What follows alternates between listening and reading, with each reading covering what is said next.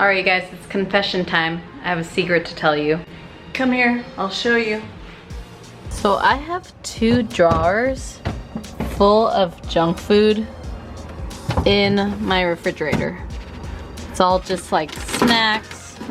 All the mixed nuts I guess are fine, but there's chocolate, Ferrero Share, cookies, more cookies, granola, just all sorts of sugar in here. So a lot of times for my content, I eat real sugar for my YouTube videos and my Instagram videos. And a lot of people wonder, how the heck do I keep all this food, all this sugar in my refrigerator without overeating all of it?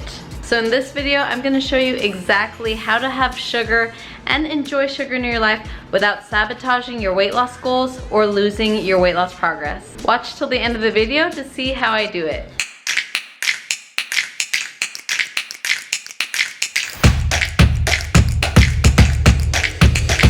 In my weight loss coaching programs, a lot of my clients come to me so they could feel in control around sugar. So during my program, I do have them get off sugar for a temporary amount of time, usually around 30 days.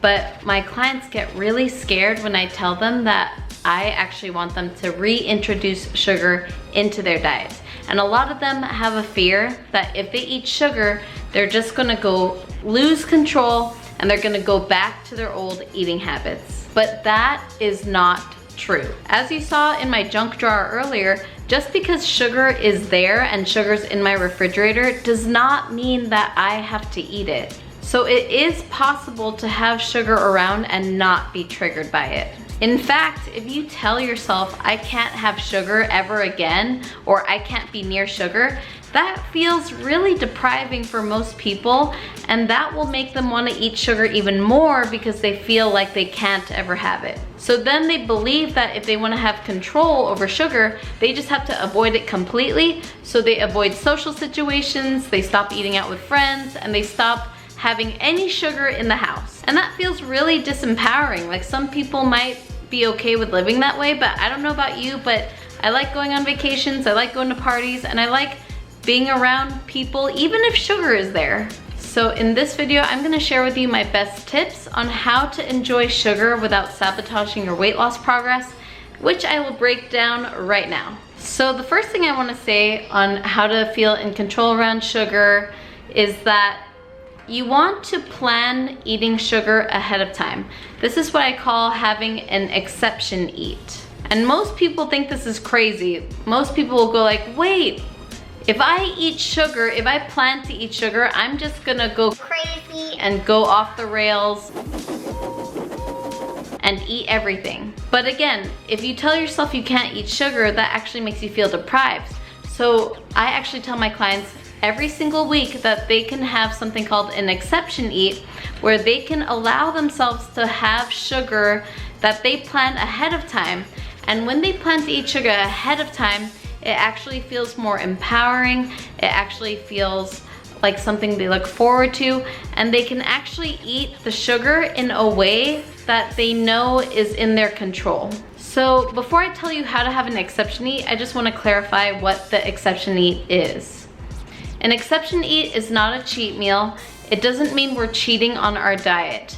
I say exception eat because it's just an exception of foods that you don't normally eat. So if you normally don't have sugar throughout the week, you're just making an exception for 1 or 2 days out of the week. A cheat meal, on the other hand, implies that you're eating in a way that's not sustainable and you just want to cheat and just have something that goes against your diet. I never encourage that. You always want to eat, especially if you want to lose weight, you want to eat your meals from Monday to Friday that are sustainable for you so you can make it a lifelong practice. Anyway, going back to the exception eat. So the exception eat is not a cheat meal, and it's also not a meal. It's not a day. You're not having an entire day to eat whatever food you want, and you're not having an entire meal of eating like just whatever you want and sort of like neglecting your weight loss goals.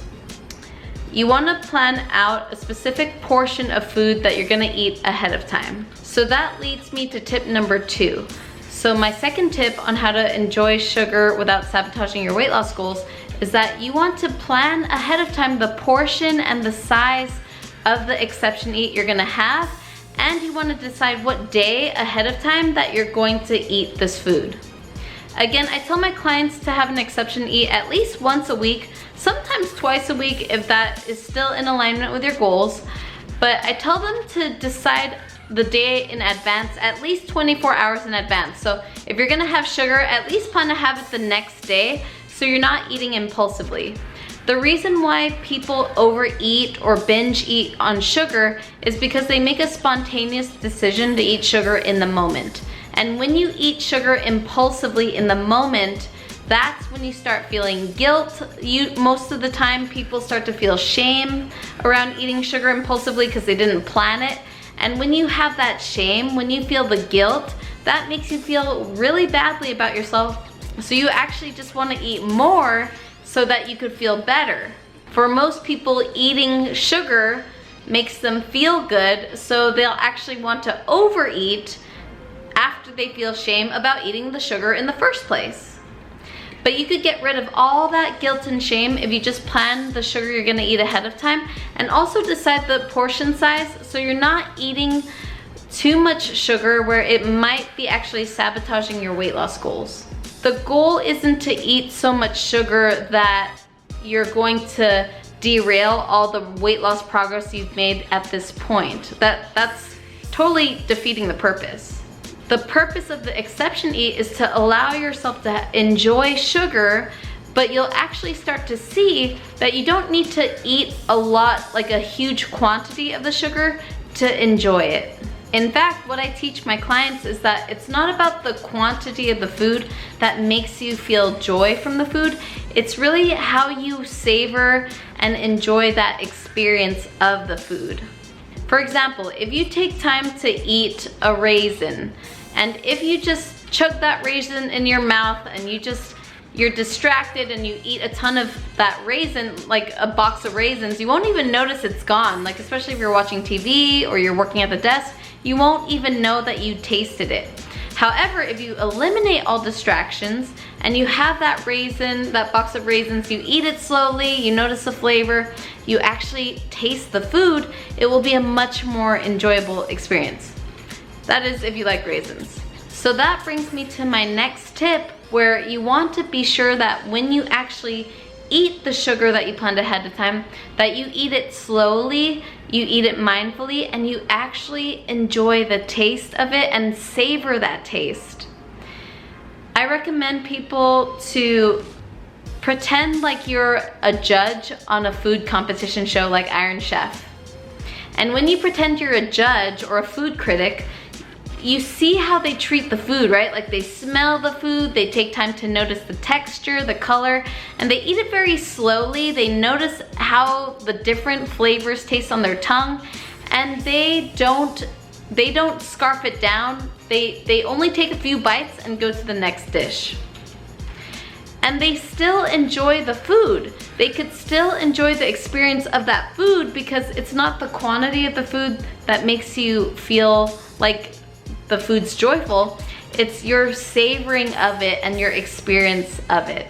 This leads me to tip number 4 on how to feel in control around sugar so you don't sabotage your weight loss goals is you want to make sure though, as much as possible, that you don't want to eat whatever sugar you planned as the first part of your meal. If you eat sugar first, or if you eat the sugar as a snack by itself, it's gonna make your blood sugar spike up. And when your blood sugar goes up, your body's gonna want to bring all that sugar down, which will lead to a blood sugar crash. If you have too much blood sugar in your system, that could be fatal. So your body does a good job of making sure the blood sugar is stored in your fat, and that will lead to a blood sugar crash. And when you're crashing, it will make you hungry, it will make you hangry, it will make you irritable, and it will make you have intense cravings. So you wanna avoid having blood sugar crashes. So to avoid that, you want to make sure you're saving your exception eat for the end of your meal. Especially, you wanna make sure that in this meal, you have a lot of whole foods, you wanna have a lot of natural foods in there, the ingredient itself, like avocado, meat, and eggs. And you wanna make sure it has a lot of protein and also some fibrous vegetables that are non-starchy vegetables like Brussels sprouts, cruciferous vegetables like broccoli and cauliflower, and also things like spinach or asparagus, vegetables that grow above the ground. And when you have a lot of fiber and protein and also healthy fats in your meal, like avocado and maybe some nuts or butter, when you have healthy fats and protein and fiber, those things will make you full and they will activate your fullness hormones so that you don't feel tempted to overeat the exception eat later. So when you enjoy the exception eat at the end of your meal, not only will your blood sugar be stabilized, but you'll also be pretty full by that point. So you'll be able to eat the sugar more mindfully and savor the taste without worrying about hunger. And my last tip to enjoy sugar without sabotaging your weight loss progress is that you wanna make sure as you're eating the exception eat that you are staying calm and grounded. And what I mean by that is that when we eat, we tend to go into almost like a fight or flight mode, like especially if you're eating something super pleasurable like sugar, we'll want to eat it fast. And we want to eat it fast because our brain, we have a primitive part of our brain that operates as if there is like food is scarce. There's a part of our brain that's very primal, very famine focused, and it's what helped us survive back in the day, but it doesn't realize that we have so much food now. So especially when you have something like sugar, which was very scarce in the caveman times, like things like fruits and whatnot were not easy to come by back in the day because they were seasonal. So your brain has scarcity around these pleasurable foods. So it's gonna wanna eat it fast, especially because foods with a lot of sugar give you a lot of energy. So the brain wants to eat it fast. So to avoid getting to that scarcity fight or flight mode, you have to know how to be calm and grounded when you eat sugar. So what that means is you have to learn how to slow down, how to calm down your nervous system and calm down that fight or flight response when you eat sugar. So some things I like to do that are really quick to help you activate that sort of relaxation response in your nervous system is that you want to take deep breaths as you're eating. I always recommend to my clients, like, take 2 deep breaths before you eat your meal. When you take deep breaths before your next bite, it will help already slow down your heart rate, and it will help your body and your nervous system feel safe so that you don't go into that food scarcity eating mode. So it's really easy. Start off with that. Start off with deep breathing, and also you could put your fork down in between bites so you could really savor the food and not be tempted to hoard the food all in 2 bites. Another thing you could try if you're still struggling with wanting to scarf the food down is you want to have some ways to calm down that stress response. And an easy way to do it is actually, which is unconventional, is to actually massage your ear. So the ear is actually linked to your vagus nerve, and your vagus nerve is the part of your nervous system that activates that rest and digest response, the parasympathetic nervous system, which will make your stress response calm down. So to do that, an easy thing I like to do is that you could actually press on this part of your ear, just stimulate it a little bit, just put a little bit of pressure. And then also you could just massage the outer part of your ear, just sort of twist it around, put some circles to it, massage it little bit by bit. And that could actually help soothe you and relax you. I know it sounds crazy, but it works. So those are my 5 best tips to help you enjoy sugar and have it in your life where you could actually enjoy it but not derail your weight loss efforts. And I just want to give you another tip that it is normal that if you do have sugar and you do have an exception eat, your weight might go up the next day by 1 or 2 pounds. Like, that's totally normal because eating sugar will make you retain water. So it's just like eating sort of like processed carbs and sugar. They're called carbohydrates because they will make you retain water.